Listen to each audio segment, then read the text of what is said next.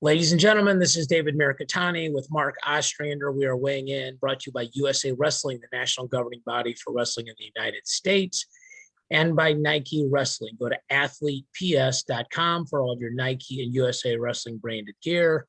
If it can make you and me look good, Mark, you know they got that nice swag over at Nike, right? Yeah.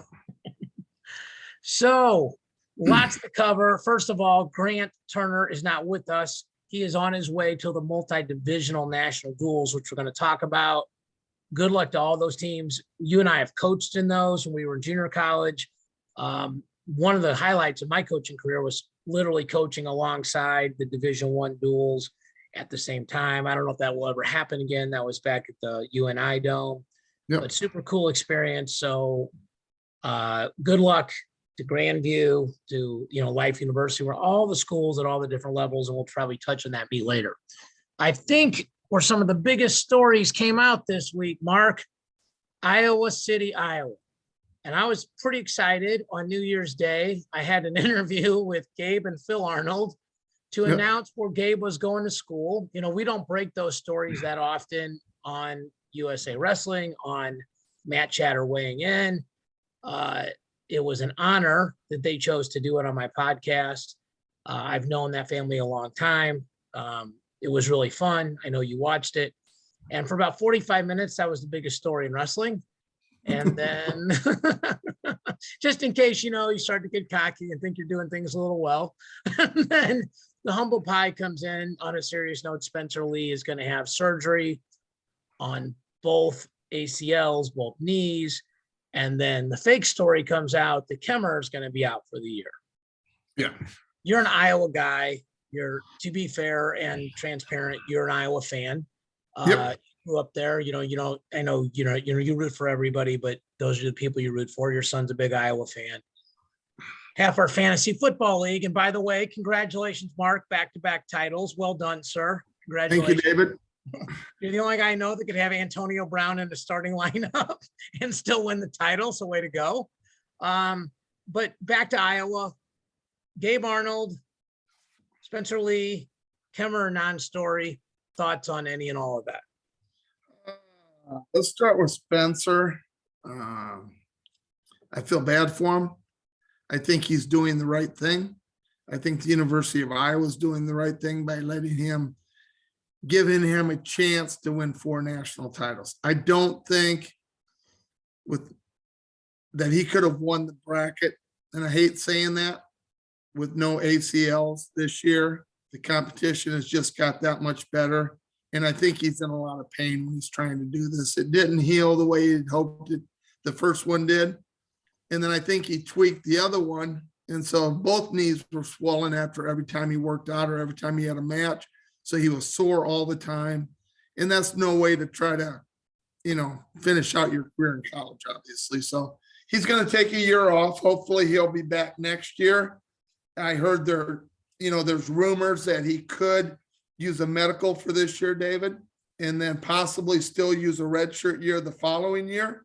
That gives him 2 years to do a total rehab. And I would hate to wrestle him after 2 years. I can't even imagine what that would be like. He would be so hungry. So, I think they're doing the right thing for him. And I know he wants to stay at Iowa. So that's a big thing. It's too bad that somebody puts out information without getting it verified on Michael Kemmer. He's just a class act young man, done everything right. And I hope he does compete this year. I want to watch him wrestle. I enjoy watching him wrestle. And then, let's put a cherry on top. Gabe Arnold's coming to the University of Iowa. One of the best 170. He'll be one of the better 174 pounders as a true freshman coming out of high school. And he can make a big impact at the University of Iowa. And he'll have time to improve. I enjoyed your interview, the way they broke it down on how they decided where he was going to go. They made a little spreadsheet, and we, as coaches, we talked to our kids, write down all the pros and the cons. Well, these guys took it another step and had exactly what they were looking for. And then they checked the box, every school, every category they were talking about. I thought that was really a neat way to do it. As parents obviously care tremendously where their son goes to school and what kind of education he gets. And they want him to be able to have the best of everything. And, it's great that he's coming to the University of Iowa. I know they'll, accept him with open arms, and they'll be, you wrestle in front of 16,000 fans. It's like nothing else in the world. So, yeah. Yeah. So to work backwards, I strongly suggest if you are an athlete or if you are a parent of an athlete, that you watch that interview with Gabe and Phil. It's not very long. I just sort of tee it up. I don't think I did anything exceptionally smart. I'm not saying it for that reason, but like you said, they had a 10-point system. They had 10 categories. And what I thought was unique was mom, dad, and athlete all did their own analysis, which I thought was really cool. That was cool. Yeah. So I think there's and then I think the mom or the dad said, we all came out with basically the same score. So they were all looking for the same thing. Usually the son will have, a different score than the dad will have a different score. And the mom may have a completely different score because obviously the education part of it, what activities is he going to be in? Is he going to, what's the meal plan going to be like? I mean, there's different things that kids, don't think of that the parents do, especially the moms. So, I mean, when they all we came mean up, that, and to be fair, we mean that in a positive way about that. Oh yeah. Okay. Just making, yeah. Oh, Moms love their kids unconditionally. Yep. And they look at the world through the prism of a mom, and moms are probably the good moms are the most selfless human beings in the world. So not to toot the horn of me, I didn't have anything to do with it, but it was cool enough to hear how they decided it. And I think it's a really good lesson. I think coaches, hey guys, if you're thinking about this, you don't have to be Gabe Arnold to come up with a system. And not only did they come up with a system, but they actually listed what their criteria was, which I thought was immensely helpful. It was almost like a tutorial on how to choose where you want to go to school. Yep. So I thought it was fantastic. The Kemmerer thing. So this is what's interesting. Like I think are technically journalists, right? I mean, we have a podcast. I have a second podcast. We've done over 200 episodes of these. You've been either in the foreground or the background of all of them. There's many times when you weren't on the camera, I was talking to you about what we were going to do, and now you're on the camera with me. There's a lot of stories that you and I have known about that we didn't break because we either felt like, hey, those people wouldn't want us to tell it, or we'd need to go get it validated by 3 different sources and just really don't want to go through the hassle, but we know it's true. I mean, I'll give you one example. 6 weeks before Jordan Oliver was going to get suspended, I knew it. Like I was told by the most reliable human being I know in the world. And we just sat on it. I reached out to Jordan privately and I said, this is what I've heard and it's going to come out. And if you want to come out and get out in front of it, you can use my forum, So I think there's this huge race and there was this Twitter war about all these people and they're all sniping at each other. And it's none of the people that are actually athletes, right? And Cody Goodwin did the right thing. Like he just went to Kemmerer and said, is this true? And Kemmerer said, it's not true. And, I've met Cody at Fargo. He was a super nice guy to me, high energy guy. It seems like he does a great job. Certainly does things with credibility, right, and integrity. And, he said, if it's okay, I'll just retweet what you sent me, which was the whole conversation. And the beautiful thing about what he did is there's no way to say I was misquoted, right? Like, Sure. Yeah. I mean, like when you and I say that on these podcasts, we have to live with, right? I mean, most of it's like chicken wing bets and stuff like that. It's not a big deal. But if we say something that lacks integrity, we have to live with it. We may owe somebody an apology, but that's what it is. Yep. So the Spencer Lee thing, it's hard to not agree with everything you said. I think what's interesting is I think 6-7 years is a long time to be in college wrestling. And I certainly think he'll be hungry, but your body's different. Your lifestyle changes. I mean, he could be close to married by then. I mean, I don't know if he has a girlfriend, but all these things change. I mean, the obvious statement, which neither one of us has said, is it just crushes Iowa's team chances because, and we're going to get to 125 and what Ayala did because we didn't live under a rock last weekend, even if it was New Year's. But, you take a guy that's gone 3 for 3 and is a bonus point machine. I think he's averaged 25, 26 points at the national tournament. You take him out of the lineup. And when we look at the team points race this week, we now have 3 or 4 tiers instead of 2 or 3 tiers, because Penn State's now in their own tier, and then Iowa's on their own tier, and we'll go through that. And but yeah, it changes things for sure. The big events of the week that changed the rankings, we'll go with the smaller one, Arizona State, Michigan. There were 4 matches. Courtney beat Medley. McGee absolutely owned Dylan Ragusin. Was crazy, 9-0. You called me like, I didn't know this guy was this good. Obviously, you know, I'm friends with the Arizona State staff, but when they say this guy's this good, that's what they're supposed to say. You know, they're biased towards their guy. You know, just like if we call Sean Bourmet, there'll be a reason why Dylan had a bad match, you know, but in those 7 minutes, he was a lot better than him. Then 41, it was interesting to watch Misik wrestle. We'll get to that weight class and talk about it. And then 84, an Olympic medalist wrestled a young man that's just not on the level of an Olympic medalist. So, and then we'll get to the scuffle now. We'll do some share screen here. Make sure I hit the right button. Share, go to, I need a second here. Here we go. So these are the brackets. I'm not going to go through everything. I think the big story at 125 is Drake Ayala. Okay. He takes 3rd here. He beats Certain. He beats the 6th seed, then the 3rd seed Certain. Loses to Patrick McKee 6-5, where he took him down 2 out of 3. The difference was McKee got all the escapes and then got a ride out to win the match. And then probably the craziest match was he comes back through and wrestles Certain again for 3rd. Certain double overs him, throws him to his back for 6, rides him out, then gets away. So it's 7-0. And he comes all the way back and wins. I think it was 14-10 or 12-10, something crazy like that. We can look at the actual score, but I mean, it was pretty insane. I think it was 14-10, David. 14-10. Yeah. I mean, it was and all in the 3rd period.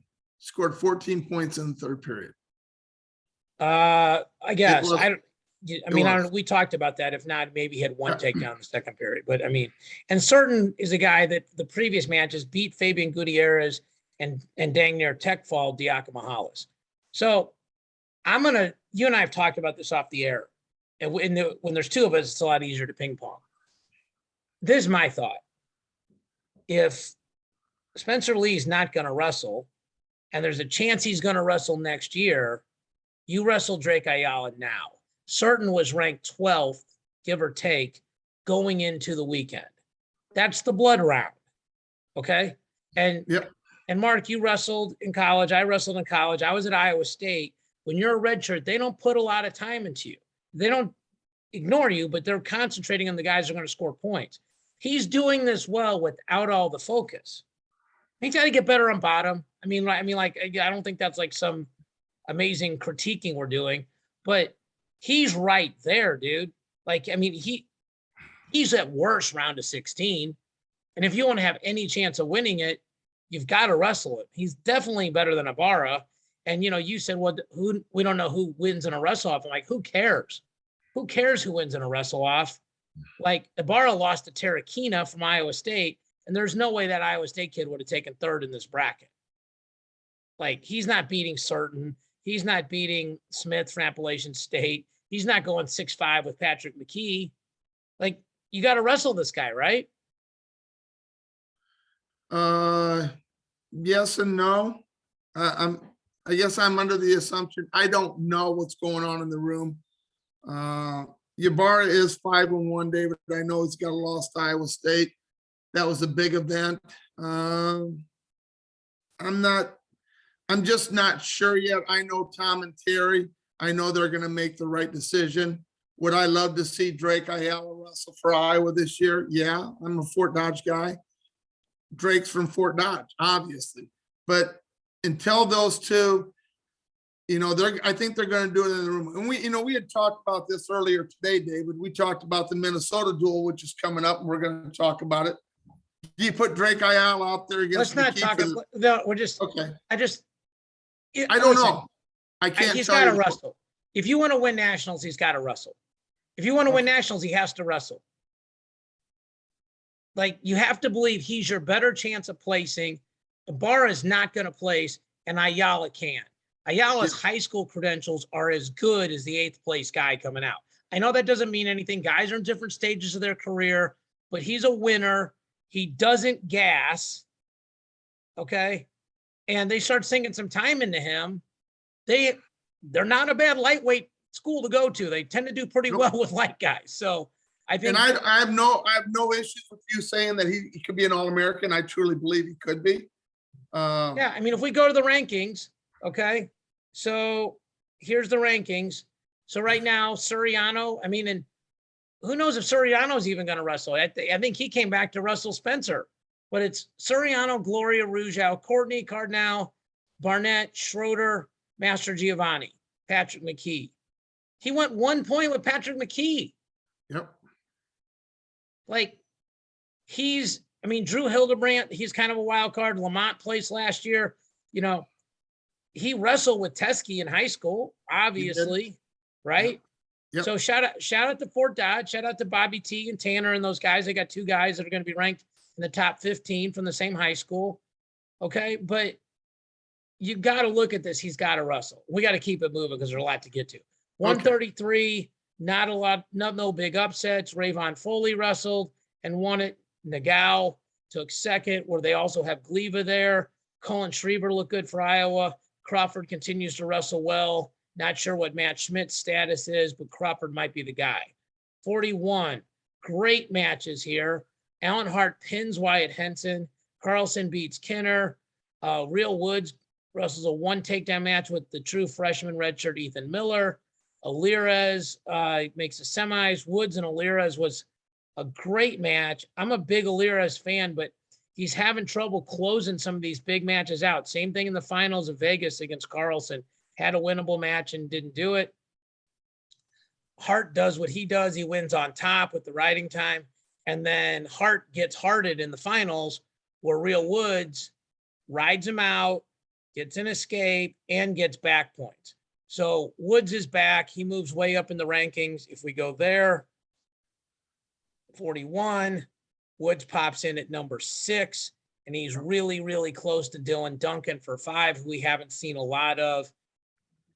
I'm not going to go through all of our picks, Mark. You picked after we picked, which was fine because you weren't on the pod, but you also had some more updated entries. Like, we picked like Griffith and Abbas and a bunch of these guys that didn't wrestle. Sure. So you did well, though. I think you had 10 finalists. I think GT and I each had 7, something like that. I think, David, where it came out on this weight, and I'll just go through it real quick. Real Woods is looking like he did 2 years ago when we had a full season in, David. Yes. And he was really wrestling well last year. It was just, he came out so late in the year, had a couple matches, didn't qualify. Somehow they got him into the national tournament. He wrestled okay at nationals, but you could tell that his legs weren't under him. So I think he is going to be not a title contender, but I think he's going to be up there on the podium somewhere. I was really impressed with him this weekend. Yep. I think the other thing at this weight too is Stevan Misic wrestled. I mean, we skipped 33, but the McGee thing, we'll go back to that real quick. McGee moves all the way up to number 4 in the rankings, and Ragusin drops to 7. This is a weight where, besides the first 3, these guys have all beaten each other in one way, shape, or form. So it's going to be super interesting to see. And McGee can get a really high seed at nationals because he can win his conference, where DeSanto is probably not, Lucas Bird is probably not, Dylan Ragusin is probably not, and Cannon is probably not, and either Philippi or Corbin Myers is not, because they're in the same conference. Yes. And Jamie Hernandez. So I mean, it gets really tricky in there. He can get a top 4 seed, and probably with his style, the best guy for him to wrestle. I mean, I know it didn't go well in the duel, but RBY still might be the best matchup for him. Plus now he's got 7 minutes of film, 7 minutes of feel, etc. Sure. Okay, 41, Misic. So he wrestles Klebo. I heard the craziest story about what happened with Arizona State, but it was told to me in confidence, but most of their guys didn't get to wrestle. But Klebo's actually a 33-pounder.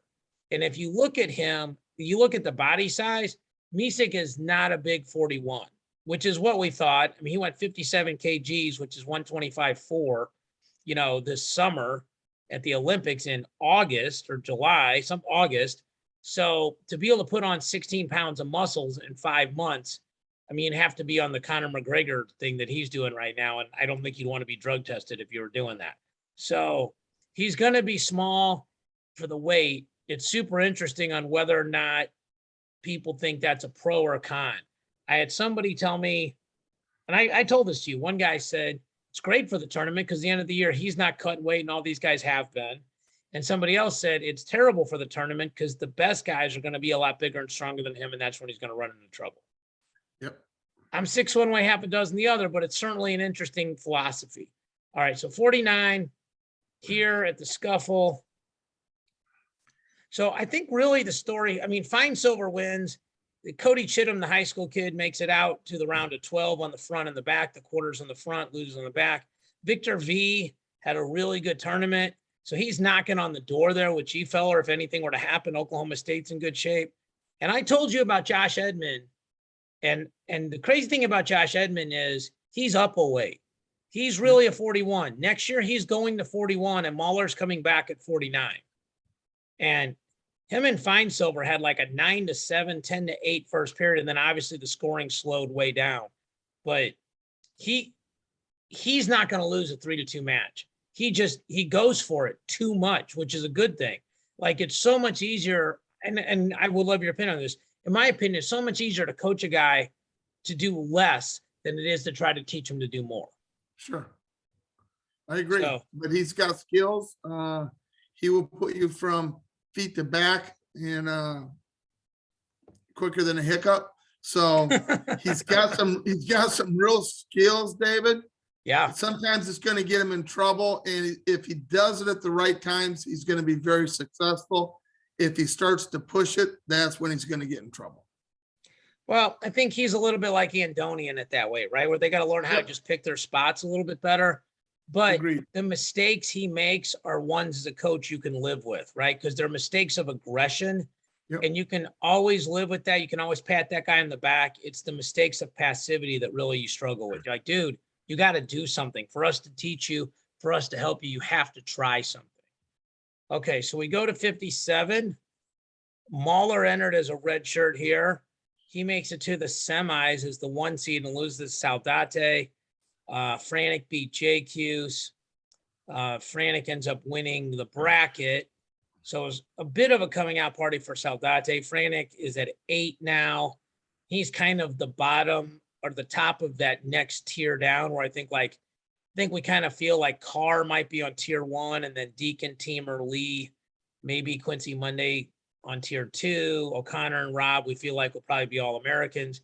And then you got this tier of Franek, Coleman, Humphrey, Sheets, Ed Scott, Caleb Young, Jacob Wright, which frankly, any of those guys could take 7th, take that 8th place spot, and it wouldn't surprise you that much. Yep. So he did himself some good. You start to look ahead to the conference tournament, like he would be the 2 seed as of right now behind David Carr. And then, Sheets is in there, and then Jake Hughes is in there. So, and then Jacob Wright is in there. So, I mean, for me, probably doing the Big 10s or Big 12s, excuse me, that'll be a fun meet to watch. Yep. Okay, 165. This was the Keegan Otoole show.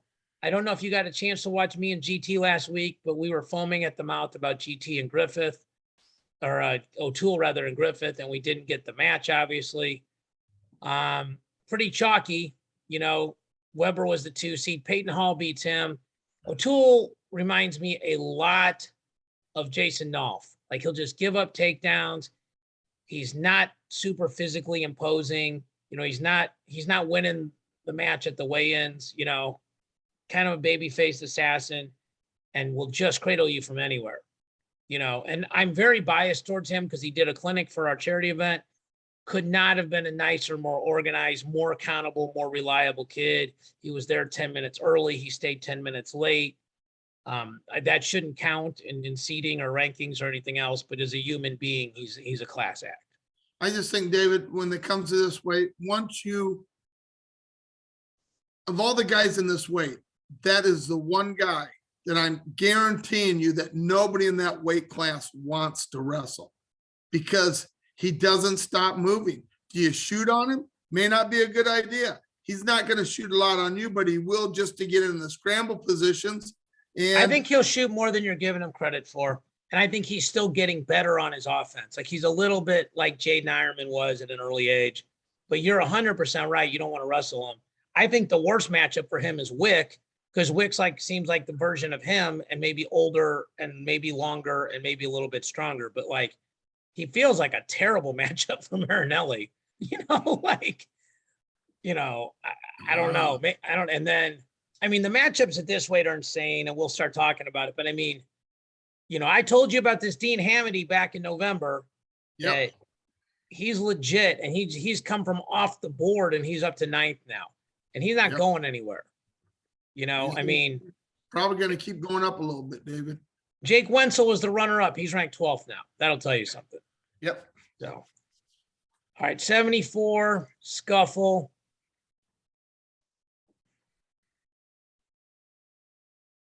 So Mako pins Feinsilver in a crazy scramble.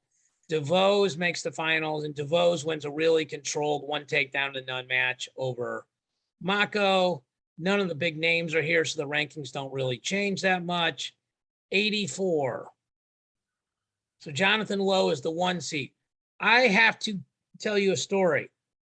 On New Year's Eve, I'm texting with Alex Clemson, who's my friend, who's the coach of Maryland. I said, good luck, man. Hope you guys can get a medal or 2. I know it's hard this year, redshirt and all those studs in your recruiting class. He goes, keep an eye on Kyle Cochran. He goes, he puts a leg in on you. You're not going anywhere for a while. I said, he's going to win it. He goes, he's going to make the top 3. He was the 6th seed, had to beat Jeremiah Kent, who is from Missouri, who Clemson coached.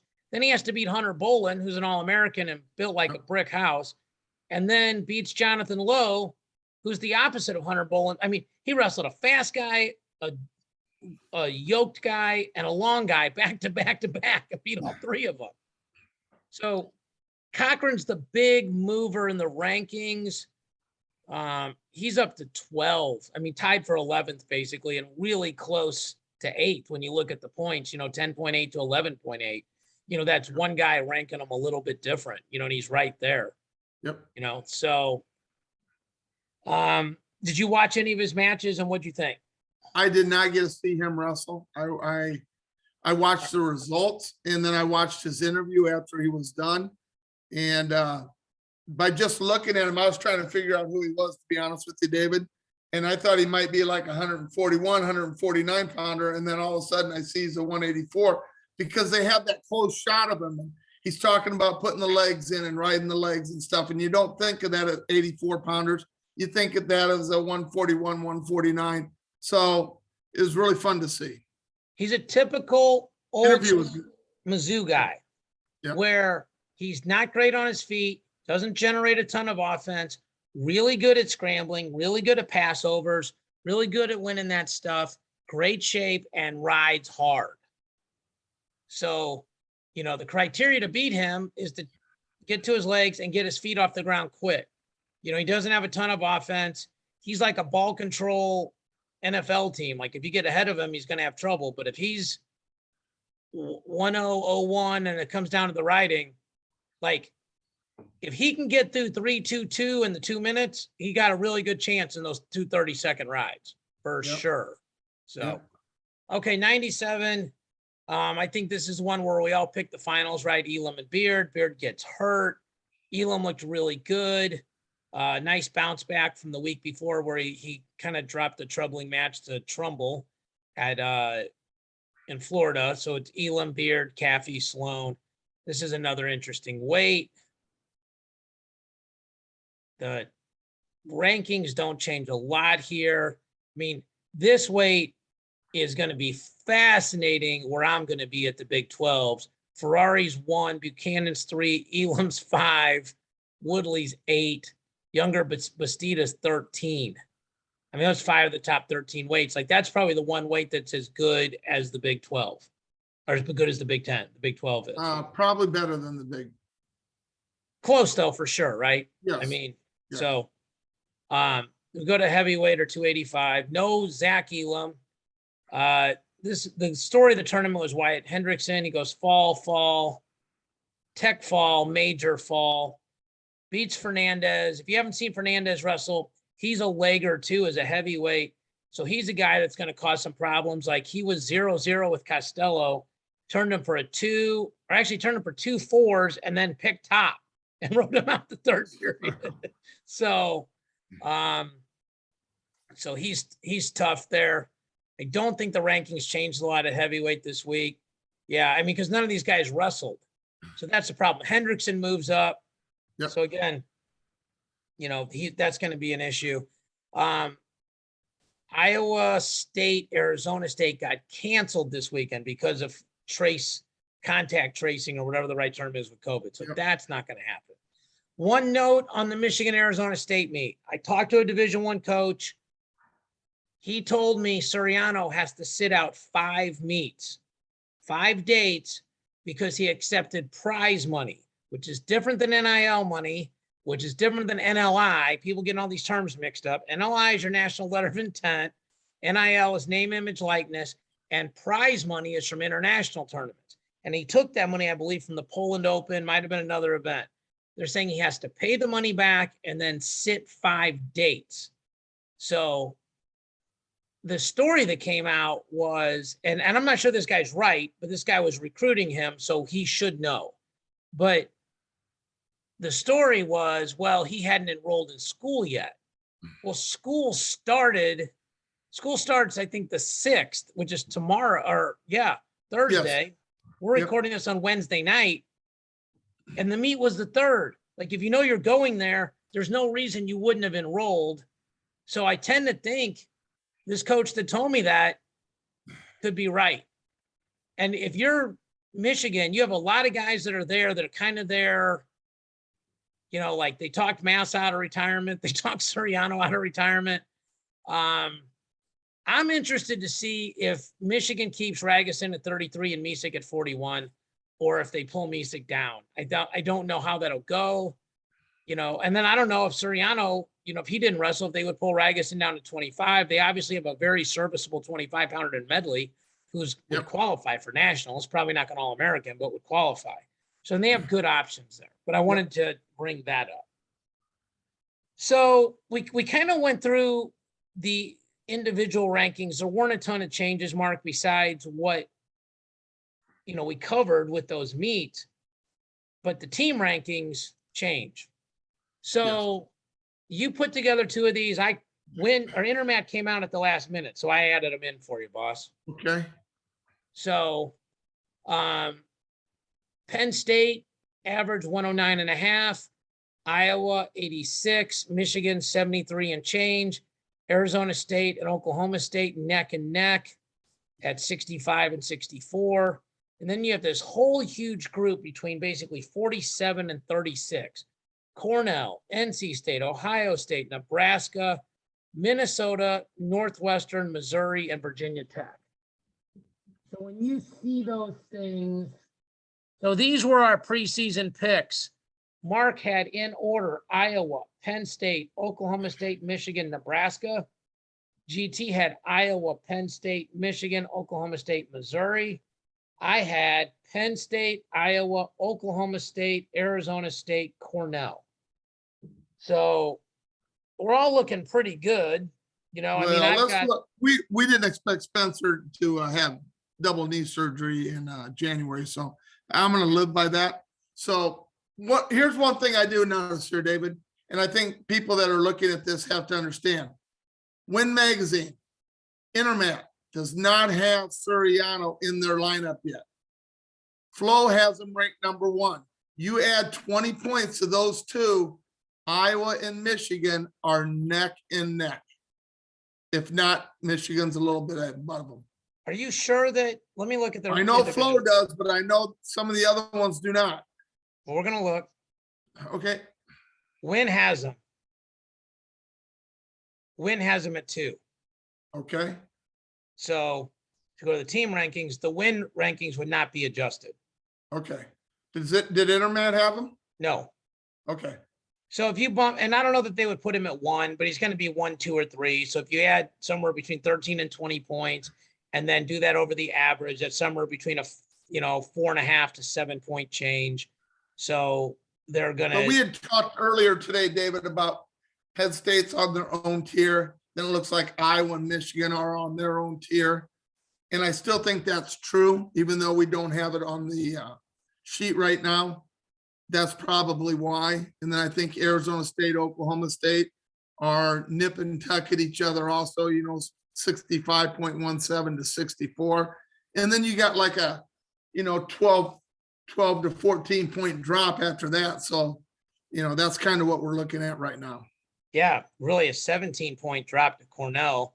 And then Yeah. I bundled those because those guys are all basically one guy taking 5th apart from each other, Yep. And they're also bonus points. Like, in Win Magazine, to be fair, was the very first one that I ever saw do the scoring this way, where it's like, okay, you get 16 points for first plus 4 advancement points. So it's 20.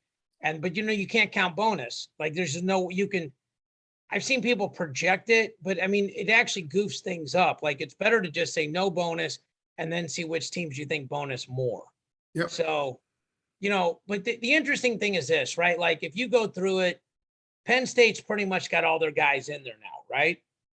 Yes. Like, I don't know if they got Hildebrandt. I guess that would be the one thing to look at, right? Like Hildebrandt is not ranked by anybody, and he's except amateur, and he's at 9th. So he's the one guy they could bump. Okay. If you put Ayala in there and he can get into the points, then he's a bump. Michigan, like you said, the other people have Medley ranked at a couple sources have Medley, a couple sources have Suriano. Okay. That's a bump.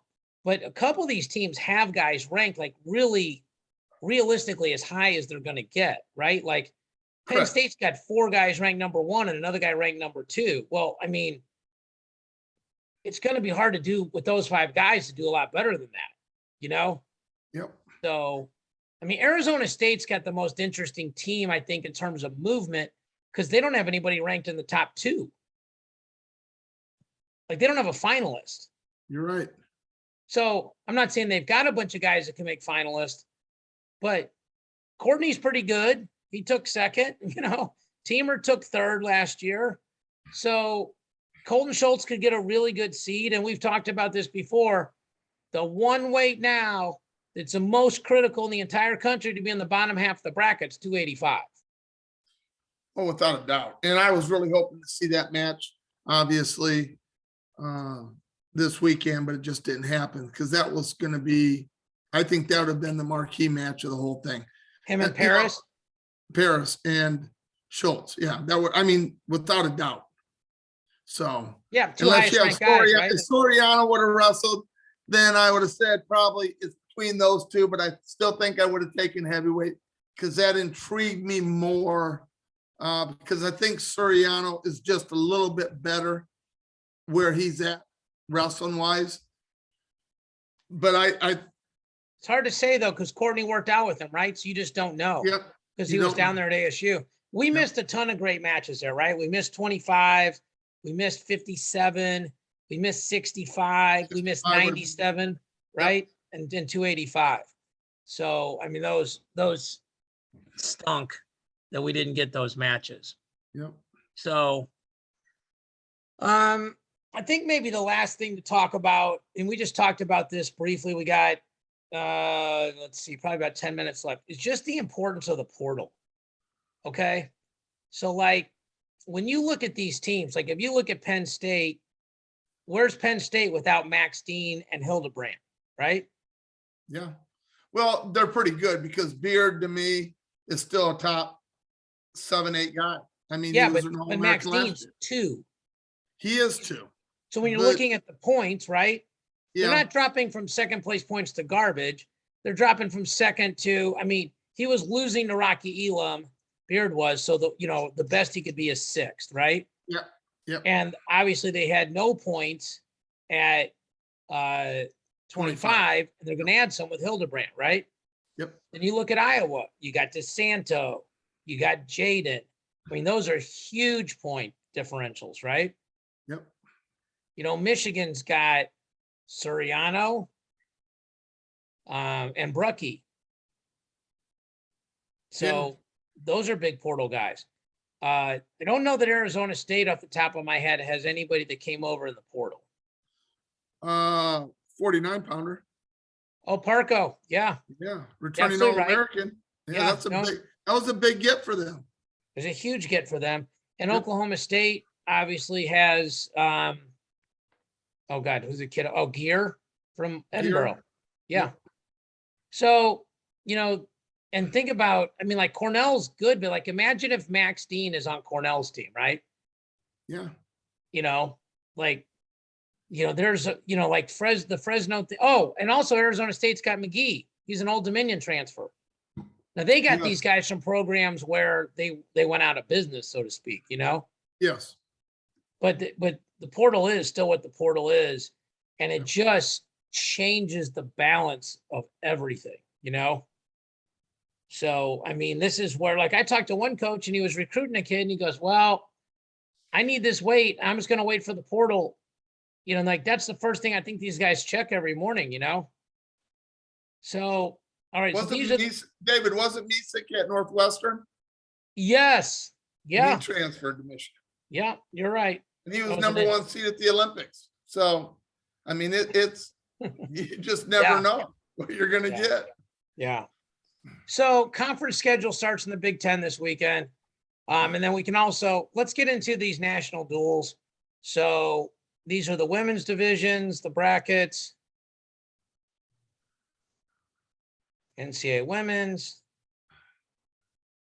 So they're doing this in 2 pools. So it'll be King, Limestone, Tiffin, Wisconsin, Stephen Point, Augsburg, McKendree, Adrian, Presbyterian, Lindenwood, and North Central. And then the NAIA will be a bracket.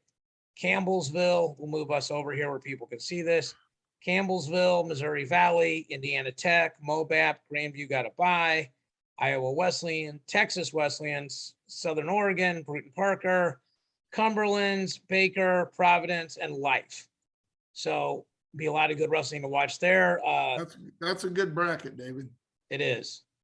Here's the D2s on the men's sides. UCO, Findlay, Mercyhurst, Colorado Mesa, Upper Iowa, Tiffin, Newberry, McKendree.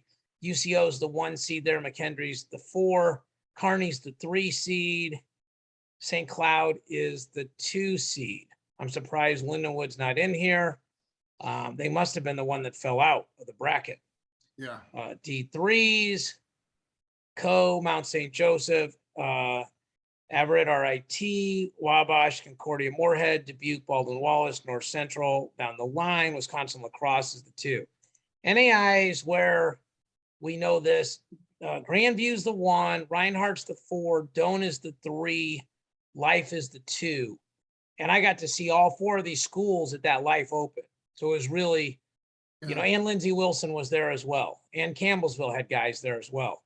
So, you know, this stuff starts on Thursday, and we're recording this on Wednesday nights. I'm glad we actually recorded this on Wednesday, Mark, because normally we record on Thursday. Instead of being in the middle of the bracket, we'll be able to talk about it, you know, from the front side of it. And then the JUCOs. I got to see if my team's here this year. You need stronger glasses, Mark. I know. So we got, what's Rochester, Garrett, Joliet, and Niagara and Jamestown. So no Clackamas, no Iowa Central, no NEO. Not, you know, it's not. So you're saying they brought the cream of the crop this year? I'm not being critical. I'm just saying these teams that are normally hammers are not there. Where's Garrett College? I haven't even heard of them. I don't know. Indian Hills is ranked in the top 5. They're not there. So this stuff is on Flow. Okay. And there's some really great wrestling. And this is on the 6th and the 7th. And then if we go to the schedule, so Friday night, probably the marquee dual meet of the weekend is Minnesota, Iowa. You and I have talked about this. Minnesota is favored at 25, 57, and 285.